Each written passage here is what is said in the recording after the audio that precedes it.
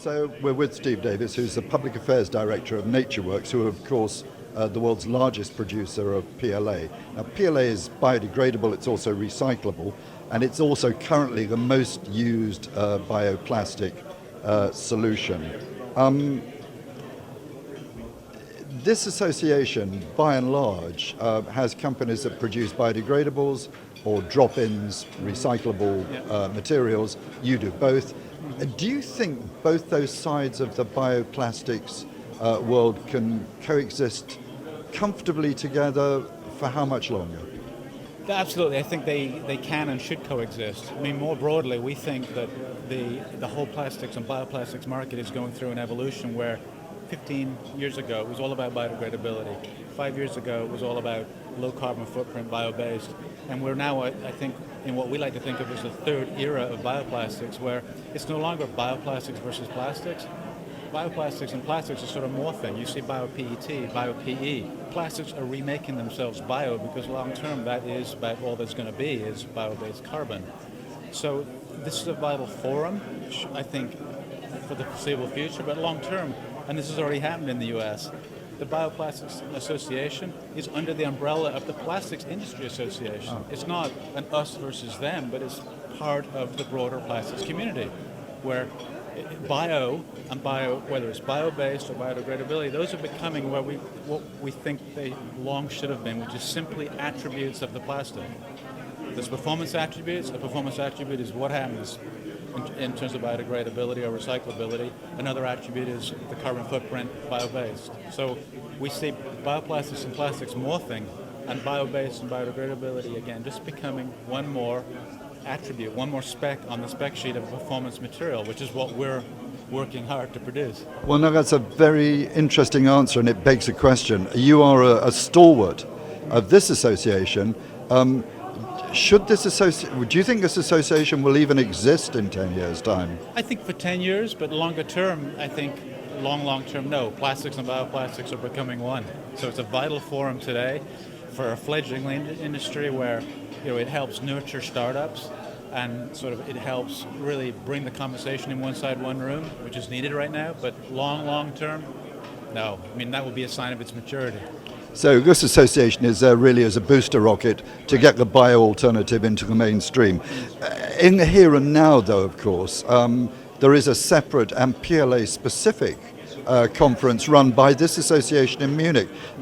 Is that indicative of any kind of, not division, but a sort of separation within the ranks, or is it just something? I think it's a sign of the growing maturity. You'll see in the conventional plastics industry, a PET plastics conference. Yeah. You'll see specialization occurring, and we're glad to see that beginning to occur now. And heck, we ourselves, NatureWorks, organize what we call an NGO users group, really like an Apple users group or any big company has a users group. We get all our folks in one room. We call it Innovation Takes Root. That's happening, the fourth conference now, February in Orlando, where we get some 300 people, all of our customers from resin to retail, we like to say, in one room.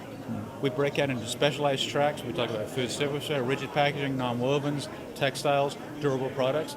And the fact that we can now do that with 350 people, and that there's an analog, as you mentioned, that's going to be happening in Munich later in the spring, is a sign of the maturity that this material is now, I won't say becoming mainstream, but it's certainly becoming more mainstream. Yeah? Well, okay.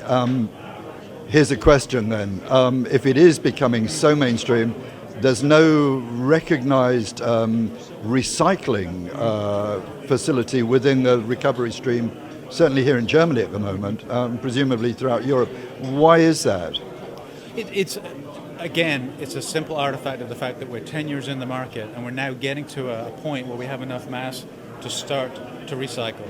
There's a huge myth out there, a mythology, that the bioplastics can't be recycled, and it's inane really to talk about bioplastics. Every plastic is different.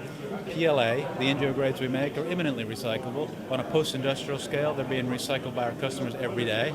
There's a valid now secondary market emerging around the globe for post-industrial scrap. That's a sign that the industry is becoming mainstream. And what we as the virgin producer are now turning our attention to is something that other plastics producers had the luxury of ignoring, 20, even 10 years ago, which is taking care of recycling their products. We are now really turning our attention to how do we jumpstart it at the post-consumer level.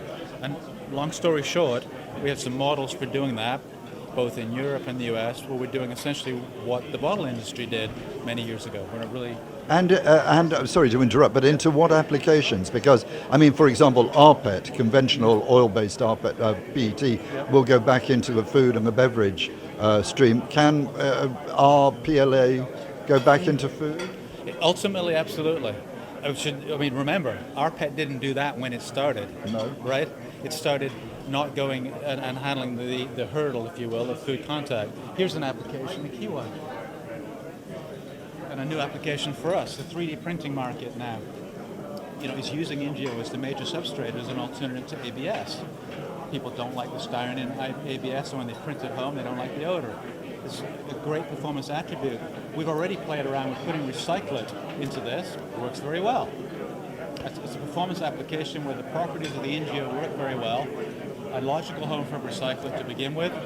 So, to your point, what will it go into?